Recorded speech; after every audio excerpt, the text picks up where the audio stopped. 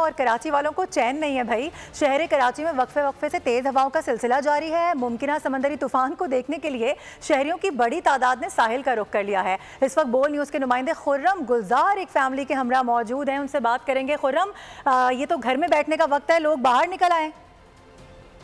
जी बिल्कुल, समुद्री तूफ़ान के असरात शहर में ज़ाहिर होना शुरू हो गए हैं। तेज़ हवाओं का सिलसिला शुरू हो गया है। शहर के मुख्तलिफ इलाकों में महकमा मौसमियात का बताना है कि 55 से 60 किलोमीटर फ़ी घंटे की रफ़्तार से तेज़ हवाएं चल रही हैं, जबकि हवा की जो झक्कड़ है उसकी रफ़्तार 75 किलोमीटर फ़ी घंटे की रफ़्तार से बताए जा रहे हैं। यहाँ तो लग रहा है कि वाकई हवाएँ बहुत ज़्यादा तेज़ चल रही हैं और यहाँ खड़ा होना भी मुश्किल हो रहा है।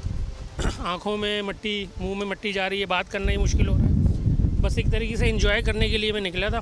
शहरी यहाँ पर मौजूद है, जबकि तेज़ हवाएं जो है वो चल रही हैं, जिसकी वजह से समंदरी लहरों में भी जो है वो लहरें जो है वो 2 से 3 फीट बुलंद देखी जा सकती हैं। जी खुर्रम, बहुत शुक्रिया।